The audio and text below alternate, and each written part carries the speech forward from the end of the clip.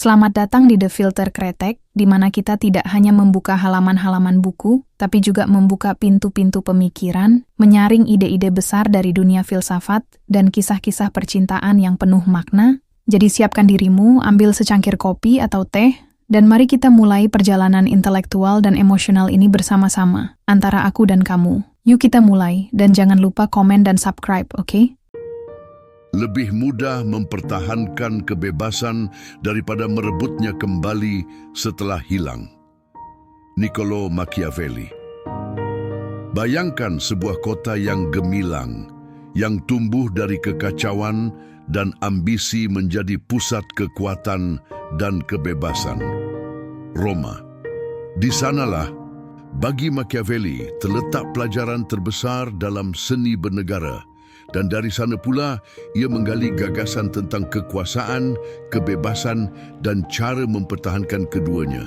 Dalam Discourses on Livy, Niccolò Machiavelli tidak berbicara kepada seorang pangeran. Ia berbicara kepada rakyat, kepada kaum Republikan, kepada para pemimpin dan warga negara yang mencintai kebebasan lebih dari keagungan. Di awal Discourses on Livy, Machiavelli menyatakan bahwa bentuk pemerintahan terbaik adalah republik, bukan karena ia bebas dari kesalahan atau pertikaian, melainkan karena ia mampu hidup dan bertahan di tengah-tengahnya. Ini adalah pernyataan yang mencengangkan bagi zamannya dan bahkan hingga kini. Machiavelli mengajak kita menatap sejarah Roma bukan sekadar sebagai kisah kejayaan, tetapi sebagai laboratorium untuk memahami kekuatan dan kelangsungan sebuah negara bebas. Menurut Machiavelli, republik adalah bentuk pemerintahan yang paling fleksibel. Di dalamnya terdapat ruang untuk menyalurkan hasrat manusiawi, ambisi, ketakutan, kehormatan ke dalam struktur yang sah. Tidak seperti monarki, di mana keinginan satu orang bisa menghancurkan seluruh negara. Republik memiliki mekanisme koreksi dari dalam. Dan inilah kekuatan Roma. Ia menciptakan sistem di mana konflik bukan hanya tak terhindarkan, tapi juga dibutuhkan. Dalam istilah Machiavelli, pertentangan antara rakyat dan bangsawan bukanlah penyakit republik, melainkan gejala kesehatannya. Roma tumbuh bukan karena rakyatnya tunduk, melainkan karena mereka bersuara, karena mereka berani menuntut tempat dalam sistem yang menekan mereka. Sebelum lanjut, don't forget to comment, like, and subscribe. Machiavelli menentang para filsuf dan pemikir politik idealis yang menganggap harmoni mutlak sebagai cita-cita negara. Harmoni yang mematikan perbedaan bukanlah kebebasan, itu adalah penindasan yang terselubung. Sebaliknya, ia menunjukkan bagaimana institusi seperti Tribun Rakyat yang lahir dari desakan dan protes warga biasa justru menjadi pilar kekuatan Roma. Para tribun bukan saja membela hak rakyat, tetapi menjadi pengingat konstan bahwa kekuasaan tak boleh berjalan tanpa pengawasan. Melalui lensa Machiavelli, kita belajar bahwa konflik sosial, bila dibingkai oleh hukum dan institusi, bukan hanya bisa diterima, tapi harus diundang. Karena disitulah kebebasan bersemayam, dalam ketegangan yang produktif, bukan dalam kesunyian yang mematikan. Kebebasan bagi Machiavelli bukanlah sesuatu yang diberikan oleh penguasa kepada rakyat. Ia adalah hasil perjuangan kolektif, hasil dari kesadaran dan pertahanan yang terus-menerus. Ia adalah kondisi yang lahir dari kesediaan masyarakat untuk bertanggung jawab atas nasib politiknya sendiri. Lebih lanjut, kebebasan yang sejati tak bisa eksis tanpa hukum. Hukum menjadi pengikat antara kehendak individual dan kepentingan publik. Ia memisahkan kebebasan dari kekacauan dan membuat perbedaan antara anarki dan republik. Namun hukum sendiri tidak cukup. Diperlukan semangat publik, virtu kolektif yang menopang institusi dan menuntut akuntabilitas. Dalam republik yang sehat, rakyat adalah penjaga kebebasan mereka sendiri. Dan kebebasan itu menjadi daya dorong untuk keberanian, kebaikan, dan pencapaian bersama. Machiavelli juga membandingkan republik dengan monarki absolut. Dalam kerajaan, segalanya bergantung pada kehendak pribadi penguasa. Bila raja baik, negara mungkin makmur. Tapi bila raja lalim atau bodoh, seluruh negara terpuruk. Ia menilai bahwa tidak mungkin menjamin kebijakan yang konsisten dan adil dalam sistem yang bertumpu pada satu orang. Sebaliknya, dalam republik, sistem dibangun untuk mengoreksi diri. Ketika satu lembaga melampaui batasnya, lembaga lain bisa mengimbangi. Bila satu kelompok menyimpang, kelompok lain bisa meluruskan. Disinilah muncul ide penting tentang checks and balances yang kelak menjadi fondasi demokrasi modern. Machiavelli melihat bahwa republik memungkinkan sesuatu yang tak mungkin dalam monarki, yaitu pembaruan yang berkelanjutan. Republik dapat memurnikan dirinya kembali ke prinsip-prinsip awalnya dan memperbaiki dirinya tanpa revolusi berdarah.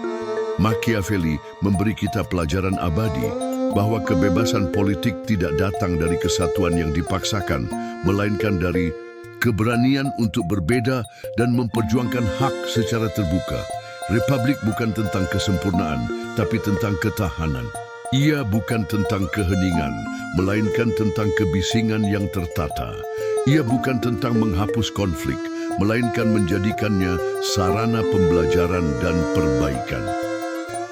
Bagi Machiavelli, republik adalah cermin sifat manusia yang paling jujur, penuh harapan, penuh kekurangan, tetapi mampu menata dirinya dalam hukum dan kebajikan.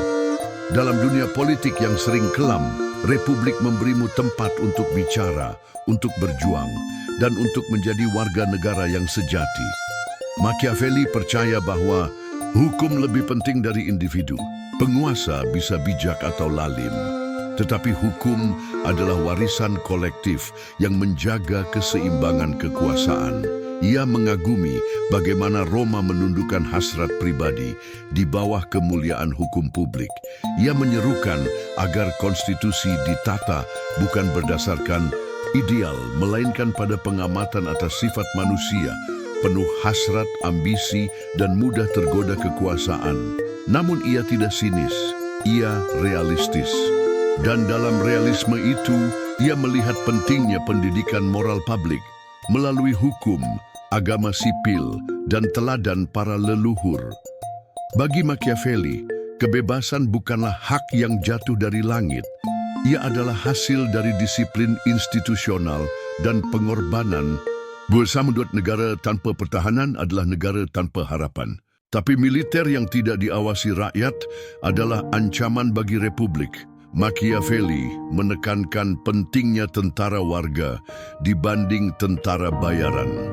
Tentara bayaran bertarung demi upah, bukan demi tanah air. Sementara tentara rakyat bertarung demi kebebasan mereka sendiri. Ia melihat bahwa republik membutuhkan kekuatan, namun kekuatan itu harus selalu tunduk pada kendali hukum dan akal publik.